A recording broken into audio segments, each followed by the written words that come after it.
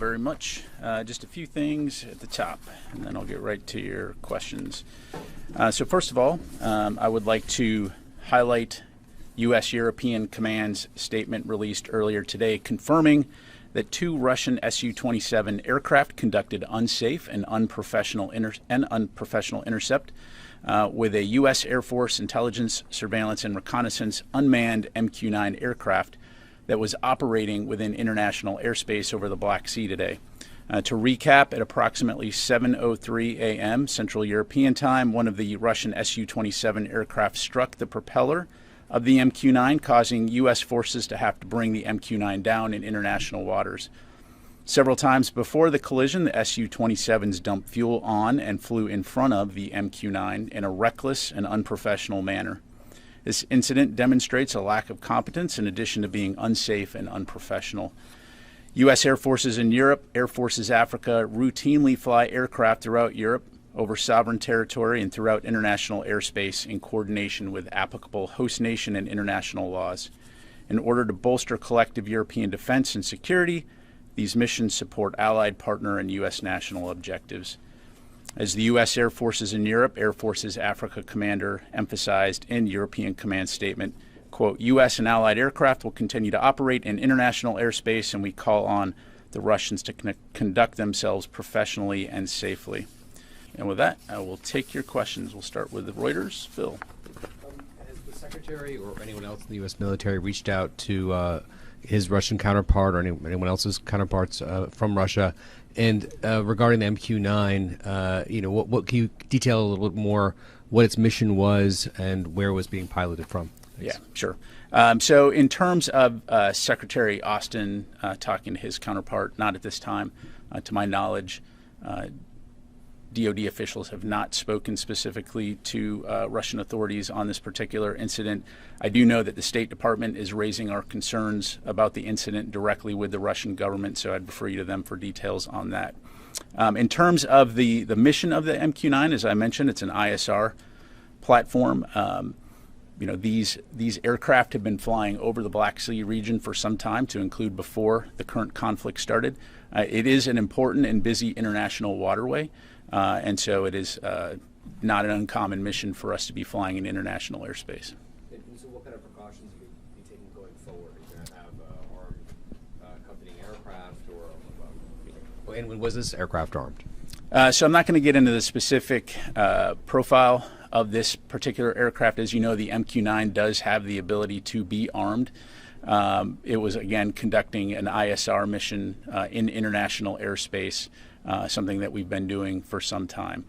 In terms of the types of techniques, and procedures that we take to protect our aircraft, I'm not going to get into the specifics. I think the key point here is that while intercepts in and of themselves are not that uncommon, the fact that this type of behavior from these Russian pilots, that is uncommon and unfortunate and unsafe. And so, again, would echo General Hecker's call on the Russians to continue to fly safely. Thank you. Liz? Thank you, Pat. Thanks. Was this collision itself an accident on Russia's behalf, and is the U.S. responding as such?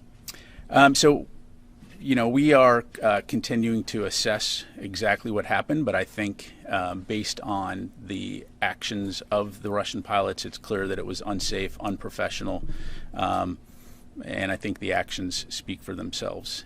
What we saw, again, were fighter aircraft dumping fuel in front of this UAV and then getting so close to the aircraft that it actually damaged the propeller on the MQ-9.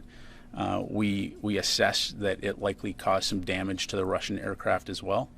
To our knowledge, we know that the Russian aircraft did land. I'm not going to go into where they landed. But again, it's just demonstrative of very unprofessional, unsafe airmanship on the part of these pilots. Thank you. One more question, sorry. Will the U.S. try to recover this drone? So I don't have anything right now to provide in terms of recovery operations. If we have any updates to provide, we'll be sure to do that. Thanks. David. Is there video of the incident? Are you going to release the video? Where in the Black Sea did it happen? How close to Russian airspace. And did you say that this particular Reaper was unarmed? Again, I didn't say whether it was or was not. I'm not going to get into the particular mission profile of this aircraft. It was conducting an ISR mission.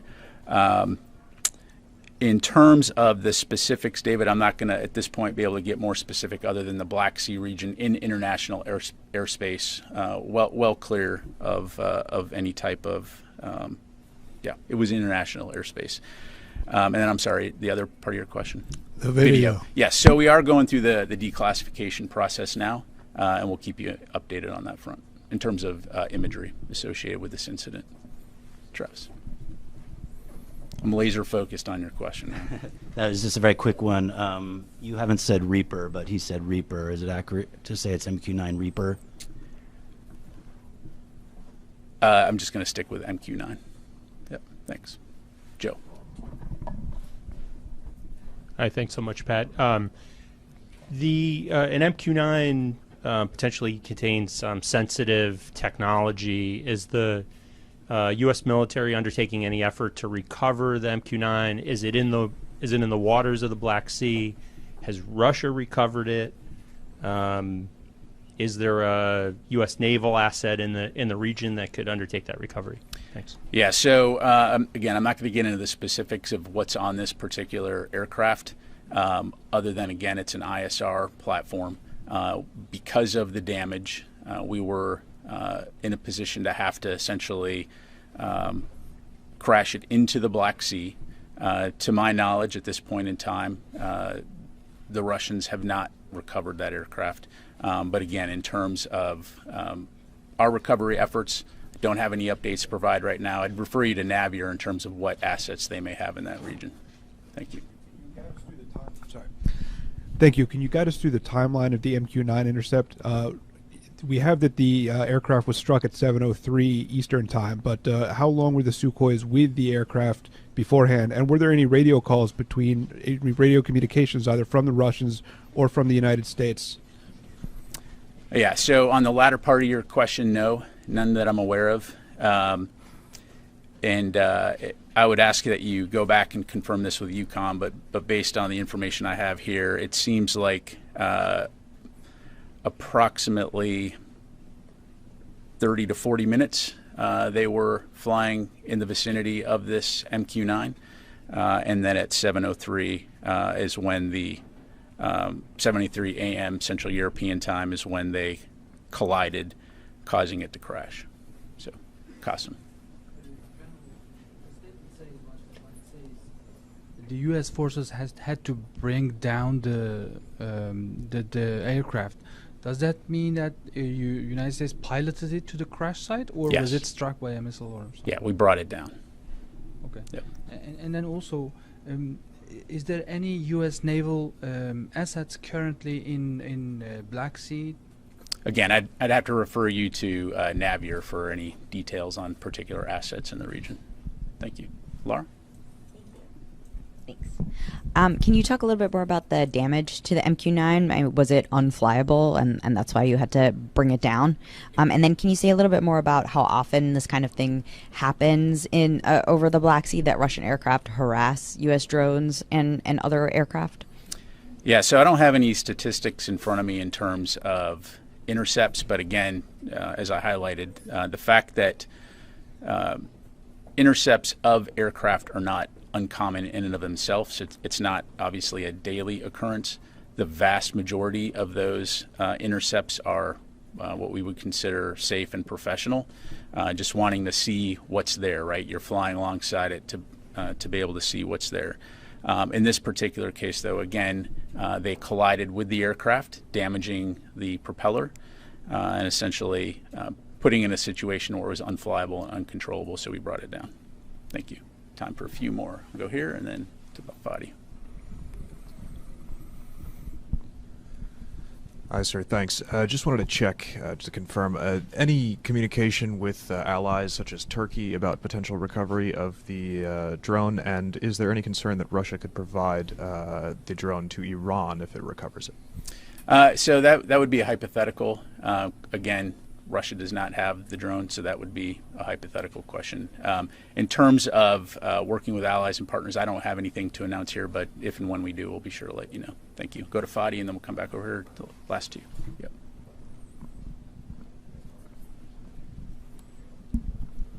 Thank you, General. So when I know you don't want to share lots of information, special intelligence information, but are you able to say whether the MQ-9 was flying near Ukraine or near the Crimea Peninsula? And then I believe you said, if I heard right, that the Russians did not recover the drone. However, have you seen any effort by the Russian Navy to try to recover the drone? Thank you. Yeah, so on your latter question there, Fadi, I'm not going to get into that. In terms of where it was flying, it was well clear of any territory in Ukraine. It was over international airspace, over international water. So, thank you. Американцы все время говорят, что они не участвуют в военных действиях. Это очередное подтверждение, что они непосредственно участвуют в этих мероприятиях, в войне.